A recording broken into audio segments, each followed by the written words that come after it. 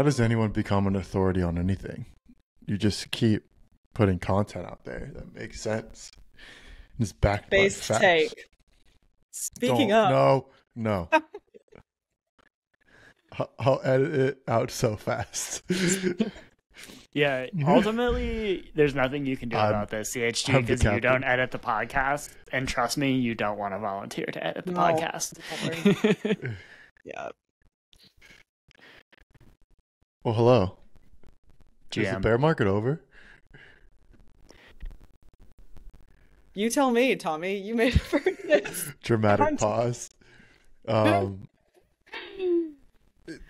streets think it is. I've seen some tweets from Fission. Not officially. I don't think you'll ever officially have the "we're back" tweet, but I've seen or I've noticed a noticeable, or not noticeable, but I've seen a significant shift in the narratives on Twitter. I love to hear everyone's takes around what you think about this week. I'm not saying we're back as like cliche, whatever, but like actually, I feel like something tangibly shifted this week in terms of like the meta on socials. Thoughts? Anyone? Everyone's celebrating the death of the Bears. You know, Capo. Looks like he's not going to be getting his delivery. You know, yeah. I don't know if it's Capo or Capo, but anyway, there's this guy who runs like a massive paid group that just just does like a turbo bearish analysis all the time. Anyway, I'm always surprised to find out about these things. I'm like, people actually like pay money to listen to some dude. People own crypto assets and pay money to listen to some dude talking about the bear case. Hilarious.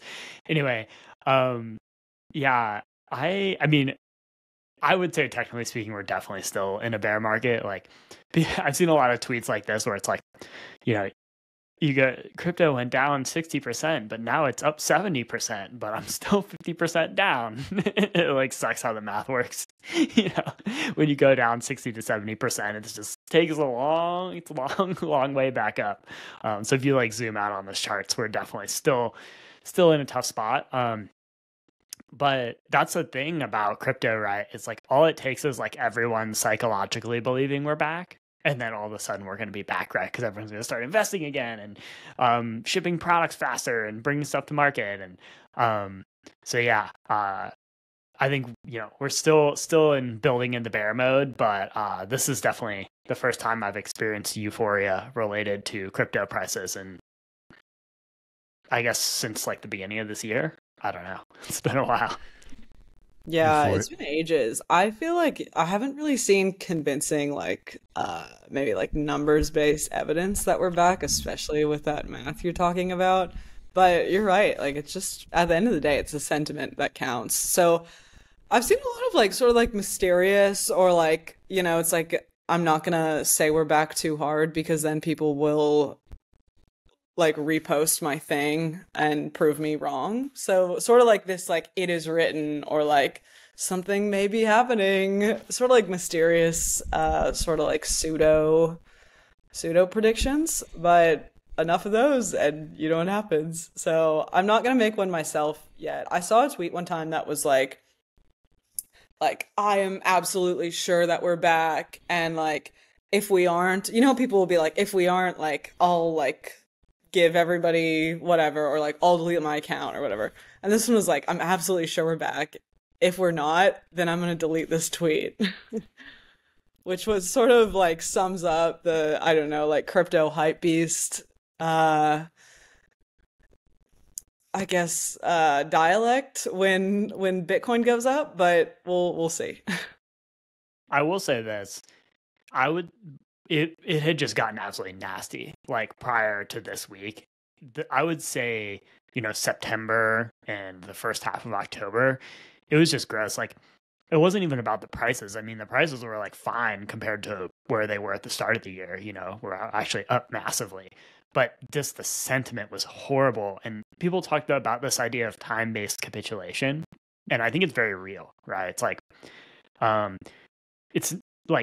even if the price is up on the year, you know, the fact that it's still down so massively compared to where it was in 2021, and it's just kind of like stagnating, basically leads to people quitting either voluntarily or involuntarily. Maybe voluntarily because they just can't take it anymore. I think that's a very, very real phenomenon that happens, but also involuntarily, like, you know, in our corner of the world, right? Startups, you know, that raise funds in 2021, of which there are many. It's like at some point you just run out of money, right? And that now there's just like less products being built, right?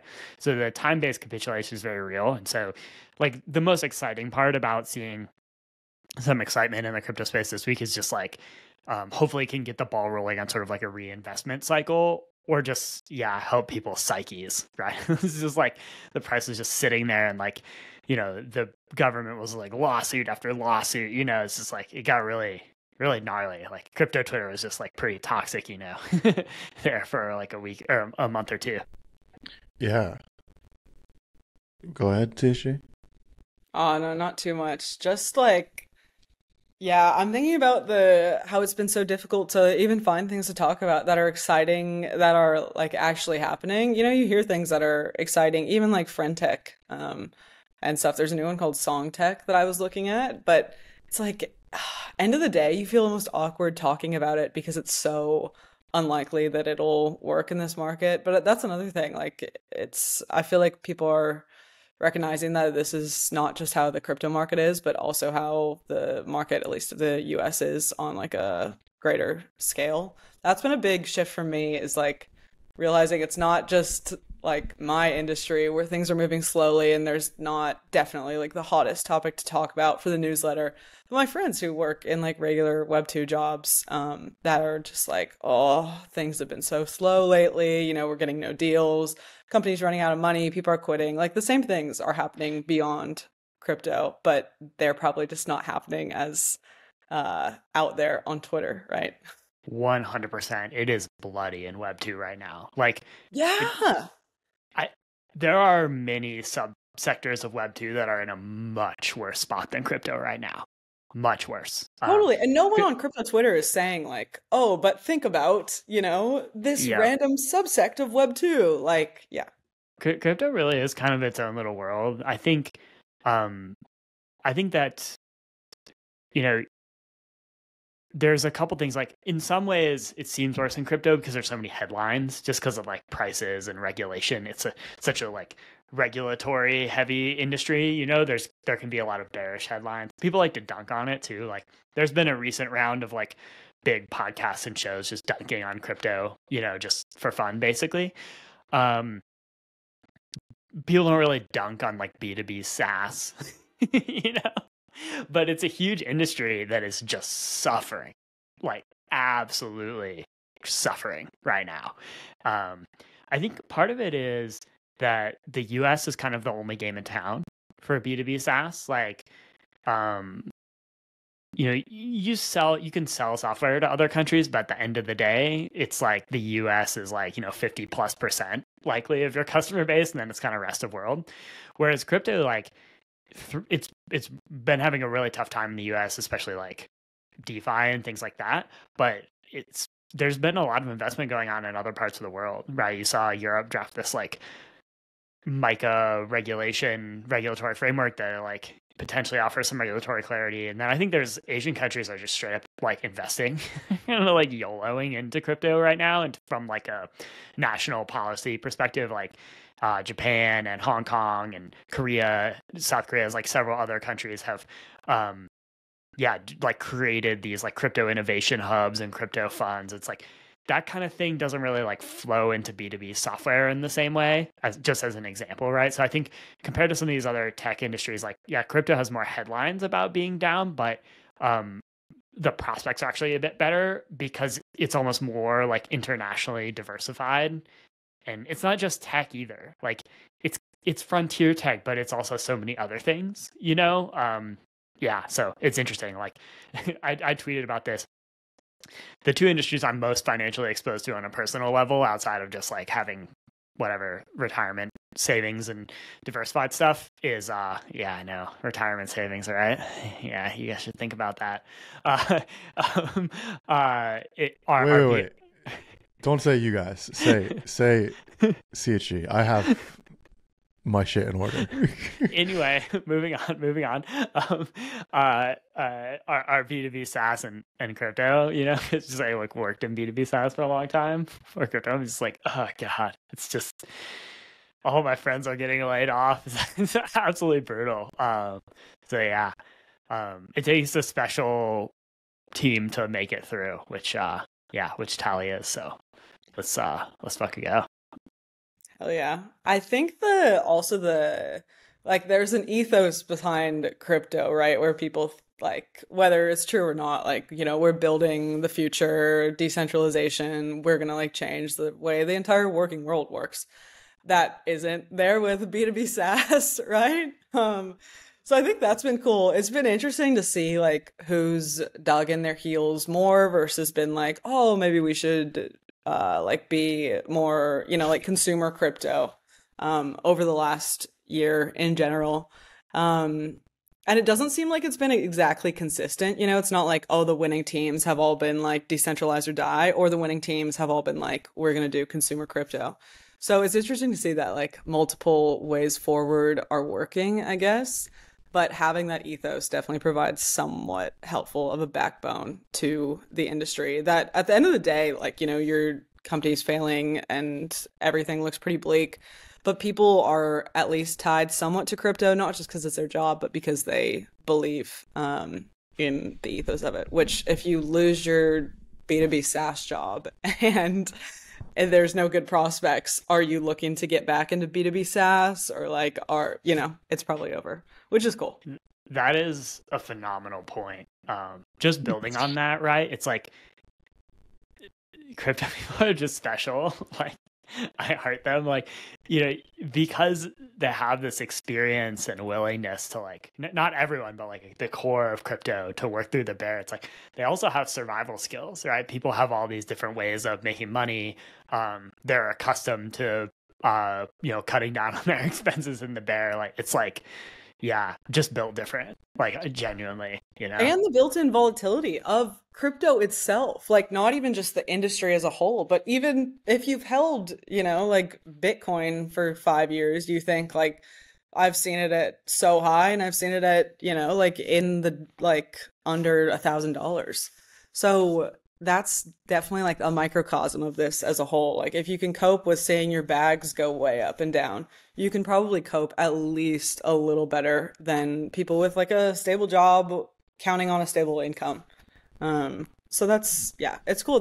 Crypto has some like special aspects that make it both better equipped to survive the bear market and like it's people still standing with it, like you're not just gonna say, okay, I'm done with this thing, as many would for a regular job, like is probably all of us, would with a regular job where it's like the prospects are bleak, this sucks, I'm out of here. And I think crypto people are way less willing to do that, which is cool because it's the backbone is the people, not just the tech. Yeah, I think something too. So we can kind of parlay this into the next conversation. Something I think, organizationally is different is the decentralization aspect of these protocols, not just from like a security or ideals perspective, but from like a longevity and like labor sourcing viewpoint is interesting. I think like we see from Tally, if not most of the major protocols right now that aren't decentralized are in the process of decentralizing or thinking about decentralizing and DAOifying. So it's pretty.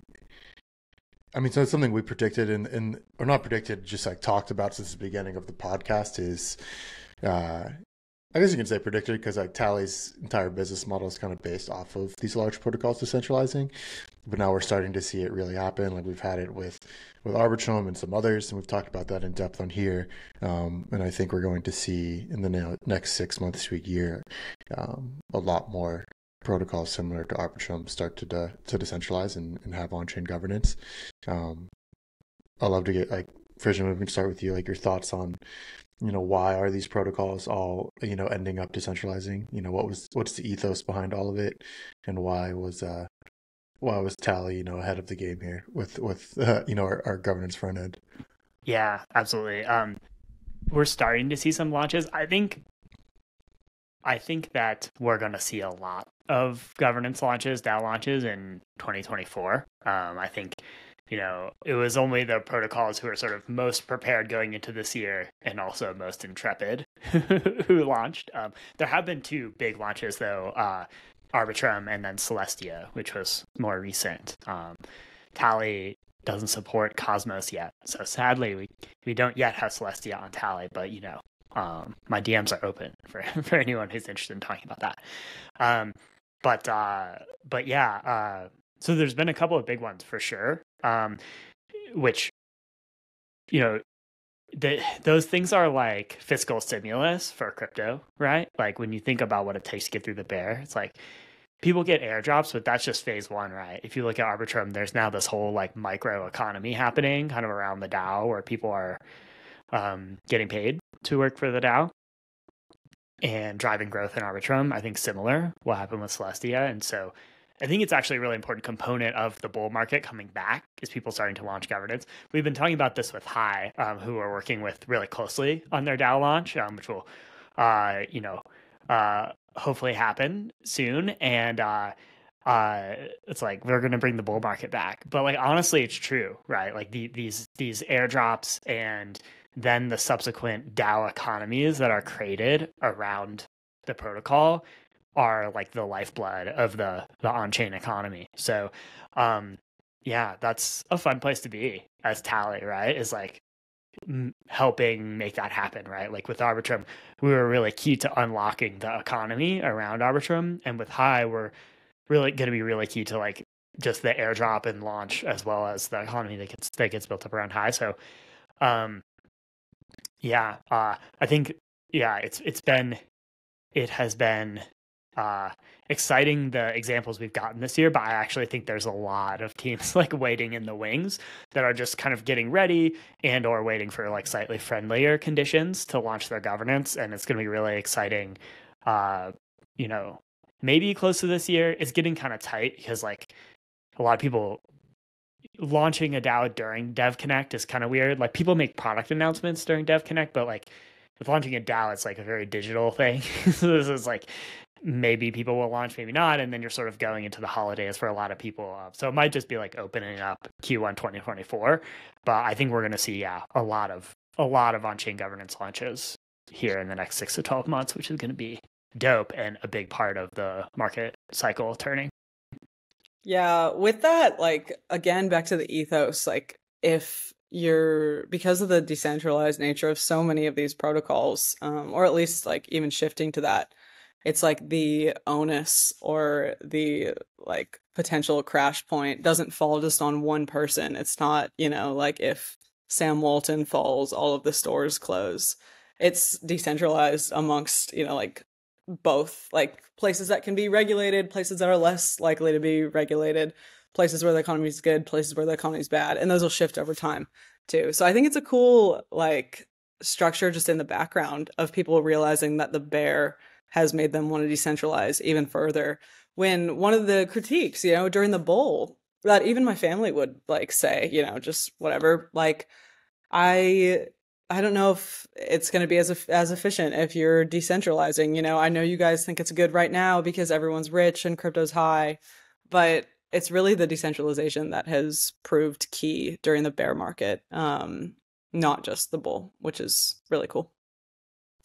Yeah, I'm excited to see what happens in these coming months. Not only just from a Tally perspective, but seeing it. I see the downstream positive effects of the entire process. Particularly with like grants programs and retroactive funding and like the STIP program passing. A lot of experiments with very real monetary implications for people in terms of jobs and careers and projects and new things being built. A lot of positive vibes, which is, I feel like, something that's relatively new or recent. In the past, year and a half, 2 years, another implication or another indication that, maybe the bear vibes are starting to recede and the bull is starting to come out. So cool to see. Any closing thoughts this week? A little shorter episode. Anything to say before we sign off for the people? I can publicly say a meme that maybe sums up like this episode. I saw this one that was like, I think it's a joke, but you never really know with crypto Twitter. But it was like that that meme where it's like friend, boyfriend, girlfriend, best friend, and it's like every all of these have an end, and then it's like friend, boyfriend, girlfriend, best friend, crypto, and it's like the end in all those words is highlighted, and it's like crypto has no end. Oh, so we're back and I True. think the irony of that actually goes in with the like sort of like tepid, are we actually back? So a good sum up. We've all been married to our bags for a while now here in the bear market, so Yes, it yes. makes sense. Yeah, that's true. My True. husband, my bags. All right. Well, that's been episode 61 or 62, one of the two. We will see you next week for another episode of Dow Talk Weekly. As always, peace. Peace.